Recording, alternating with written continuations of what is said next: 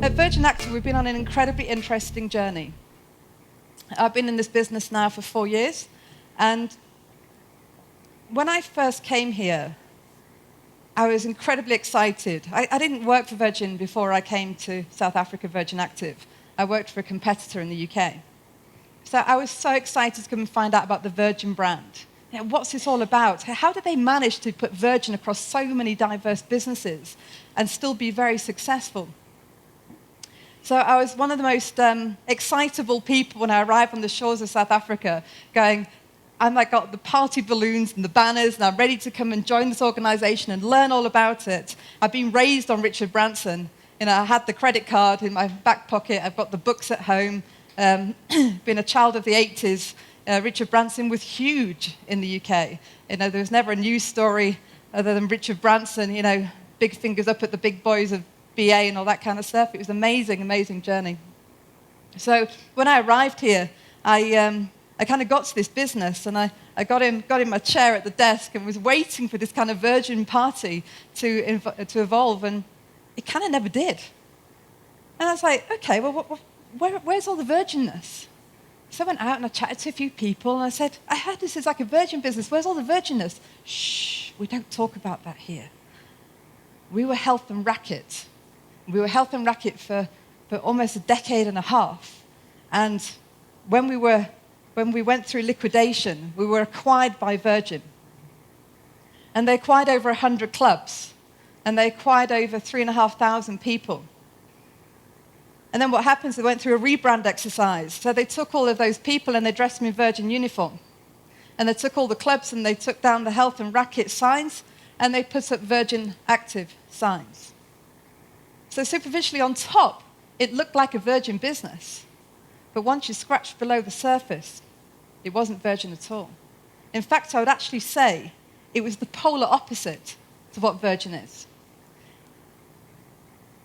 I can't begin to tell you how difficult it was to go to a board and say to them, okay, this is a pretty cool business.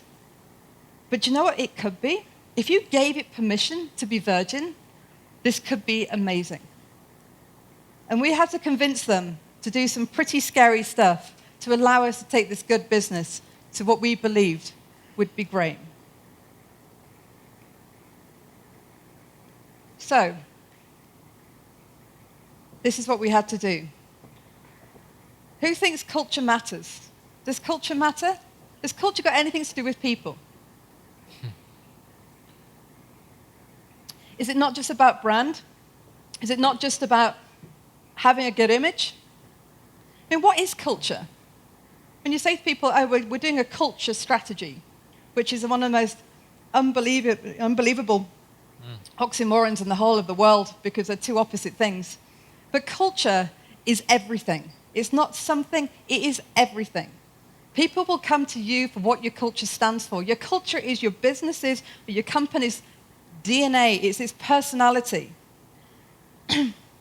And what we quickly realized is the culture that was the hangover. We call it the dragon in the system, is the slang for it we use in our business today. But the dragon in our system was the Health and Raquet culture. Because the Health and Raquet culture was one of fear. It was one of a lot of hierarchy. It was one where nobody dare take a risk. Now, when you think about what the Virgin culture was, or is today, it's the complete opposite of that. It is entrepreneurship. It is taking a chance. It's challenging the norm. It's doing the fun stuff and being not so serious about ourselves. So we looked at our culture and said, how do we change that? Because that's the thing that's stopping us from being successful.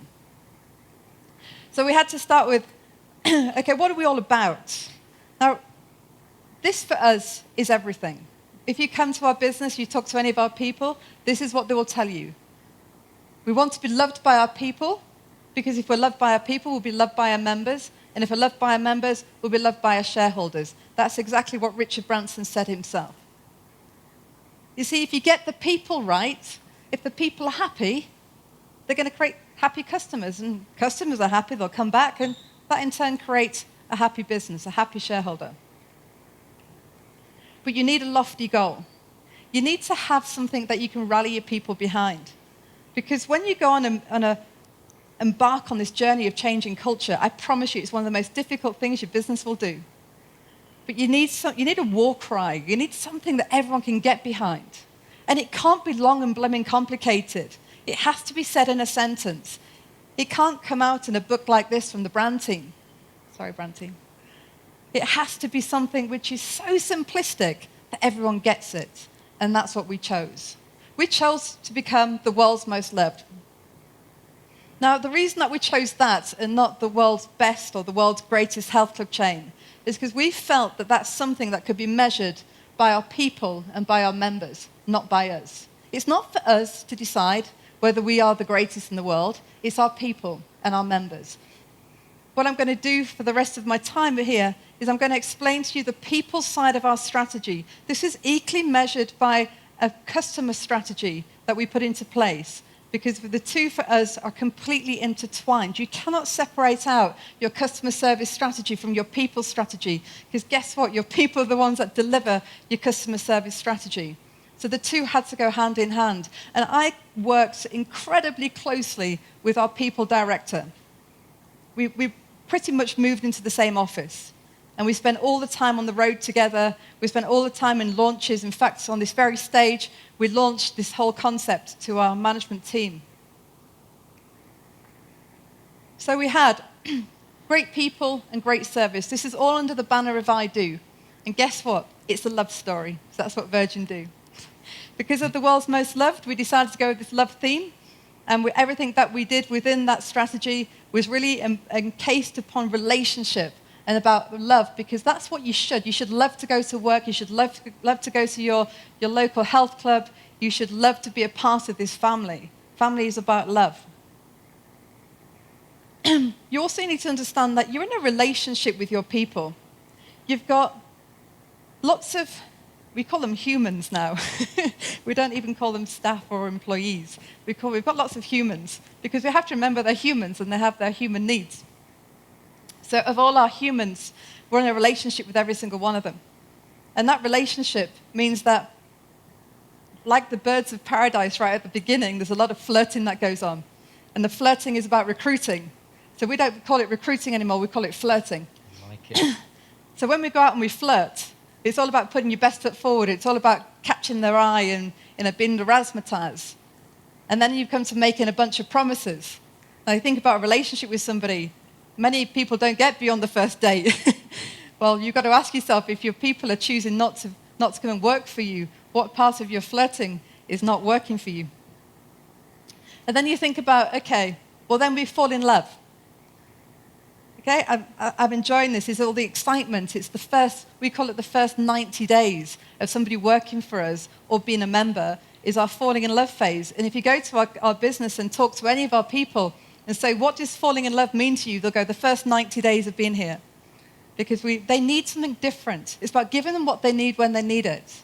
And that first 90 days, they don't need a lot of motivation. I promise you, these people are the most excited in the world. But they do need some basics. Being in love. We call the being in love phase anything beyond the 90 days to the end of the year. Okay, so it's getting a little bit more comfortable. I want to make sure that this is meaningful. I'm still relatively excited, but I'm not quite as excited as I was in the beginning. I'm looking for more stuff. I'm looking for substance. I'm looking to see whether this is somewhere I'm going to stay for the long term. And then we have staying in love. And staying in love is anything beyond 12 months. For our members, it means they're out of contract. So are we now taking these people for granted? Are we still investing you as an individual?